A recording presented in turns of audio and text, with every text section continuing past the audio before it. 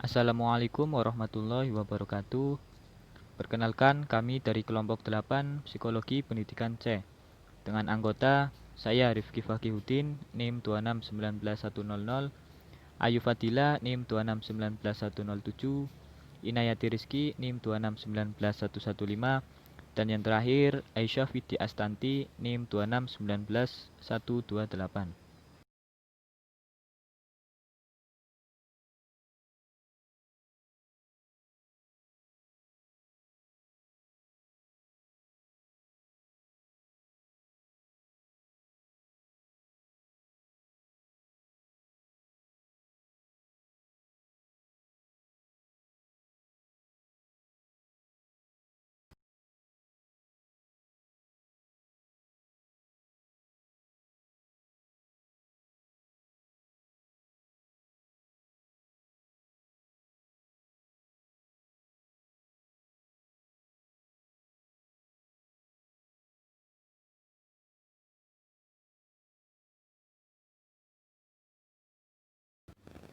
Materi yang akan kita bahas pada kali ini adalah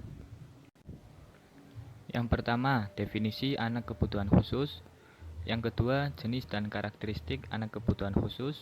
Dan yang ketiga, strategi bagi anak kebutuhan khusus. Baik, langsung saja kita masuk ke materi yang pertama, definisi anak kebutuhan khusus. Apa sih anak kebutuhan khusus itu?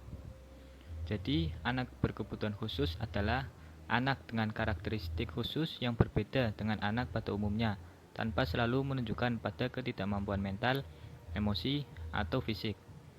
Anak dengan kebutuhan khusus adalah anak yang secara signifikan mengalami kelainan atau penyimpangan, baik fisik, mental, intelektual, sosial, dan emosional, dalam proses pertumbuhan dan perkembangannya dibandingkan dengan anak-anak lain yang seusia sehingga memerlukan pelayanan pendidikan khusus. Istilah anak berkebutuhan khusus merupakan pengganti dari kata anak luar biasa. Karena keterbatasannya, biasanya anak berkebutuhan khusus bersekolah di SLB atau sekolah luar biasa yang disesuaikan dengan kekhususannya masing-masing. Baik, untuk materi yang kedua akan dijelaskan oleh Ayu Fadila. Ayu Fadila, NIM 2619107, akan menjelaskan mengenai jenis dan karakteristik anak kebutuhan khusus. Yang pertama yaitu tunagrahita. Tunagrahita, atau yang disebut dengan retardasi mental, didefinisikan sebagai kelainan yang meliputi fungsi intelektual umum di bawah rata-rata, yaitu IQ 84 ke bawah berdasarkan tes individual yang muncul sebelum usia 16 tahun dan menunjukkan hambatan dalam perilaku adaptif. Cara untuk mengetahui anak termasuk tunagrahita yaitu: yang pertama, penampilan fisik tidak seimbang, misalnya kepalanya terlalu besar atau kecil. Yang kedua, tidak dapat mengurus diri sendiri sesuai usia. Yang ketiga, perkembangan bicara atau bahasa terlambat. Yang keempat, tidak ada atau kurang sekali perhatian terhadap lingkungan. Yang kelima, koordinasi gerakan kurang. Dan yang terakhir adalah sering keluar ludah atau cairan dari mulut. Selanjutnya ada tunalaras. Tunalaras adalah individu yang mengalami hambatan dalam mengendalikan emosi dan kontrol sosial. Anak yang mengalami gangguan emosi dan perilaku bisa diidentifikasi melalui indikasi berikut. Yang pertama yaitu bersikap membangkang. Kedua, mudah terangsang emosinya. Ketiga, sering melakukan tindakan agresif. Keempat, sering bertindak melanggar norma sosial, norma susila, ataupun norma hukum.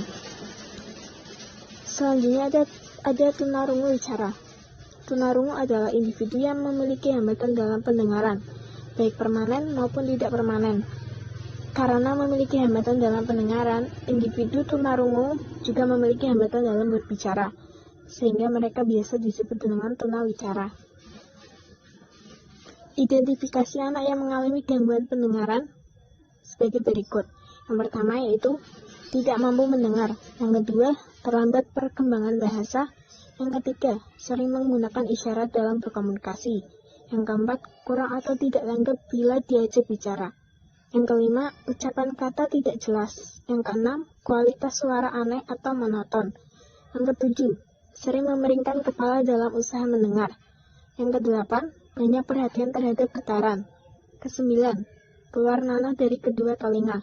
Dan yang terakhir adalah terdapat kelainan telinga. Keempat ada tunanetra. Tunanetra adalah individu yang memiliki hambatan dalam penglihatan. Identifikasi anak yang memiliki gangguan penglihatan yaitu 1. Tidak mampu melihat. Yang kedua, tidak mampu mengenali orang pada jarak 6 meter. Yang ketiga, kerusakan nyata pada kedua belah mata. Yang keempat, sering meraba-raba atau tersandung waktu berjalan. Yang kelima, mengalami kesulitan mengambil benda kecil di dekatnya. Yang keenam, bagian bola mata yang hitam berwarna keruh dan bersisik atau kering. Yang ketujuh, mata sering bergoyang terus.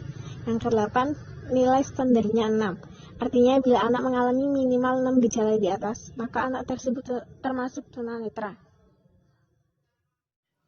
Selanjutnya, saya Inayati Rizky, NIM 2619115 akan melanjutkan kembali mengenai jenis dan karakteristik anak yang berkebutuhan khusus. Yang selanjutnya, yang kelima, ada tunadaksa, di mana terdapat cacat pada alat gerak, jari tangan kaku dan tidak dapat menggenggam serta hiperaktif.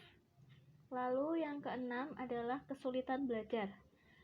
Kalau membaca, sering banyak kesalahan, hasil tulisannya pun akan jelek dan tidak dapat terbaca, sulit mengoperasikan hitungan, dan lain-lain. Yang terakhir atau yang ketujuh, anak berbakat. Membaca pada usia yang lebih muda dibandingkan yang lainnya, mempunyai rasa ingin tahu yang kuat, dan luas dalam berpikir. Selanjutnya adalah strategi pembelajaran anak kebutuhan khusus. Strategi pembelajaran untuk anak berkebutuhan khusus itu yang pertama untuk anak tunanetra. Berdasarkan pengolahan pesan, terdapat 2 strategi, yaitu strategi pembelajaran deduktif dan induktif. Berdasarkan pihak pengolah pesan, yaitu strategi pembelajaran ekspositorik dan heuristik, berdasarkan jumlah siswa. Yang selanjutnya adalah strategi pembelajaran untuk anak berbakat. Pembelajaran harus diwarnai dengan kecepatan dan tingkat kompleksitas, tidak hanya mengembangkan kecerdasan intelektual semata, tetapi juga mengembangkan kecerdasan emosional, berorientasi pada modifikasi proses, konten, dan produk. Selanjutnya ada strategi pembelajaran tunagrahita. Strategi yang dapat digunakan dalam mengajar tunagrahita sebagai berikut. Ada strategi pembelajaran yang diindividualisasikan, strategi kooperatif, dan strategi modifikasi tingkah laku. Kemudian ada strategi pembelajaran untuk anak tunadaksa. Strategi yang biasa diterapkan bagi anak tunadaksa melalui pengorganisasian tempat pendidikan sebagai berikut. Ada pendidikan integrasi atau terpadu, pendidikan sekresi atau terpisah, dan penataan lingkungan belajar. Selanjutnya ada strategi pembelajaran untuk anak tunalaras. Untuk memberikan layanan kepada anak tunalaras, ada model-model pendekatan sebagai berikut. Model biogenetik, model behavioral atau tingkah laku, model psikodinamika, dan model ekologis. Sekian dari video kelompok kami. Maaf apabila ada kesalahan tutur kata, kami mohon maaf sebesar-besarnya. Semoga video ini bisa bermanfaat bagi kita semua. Wassalamualaikum warahmatullahi wabarakatuh.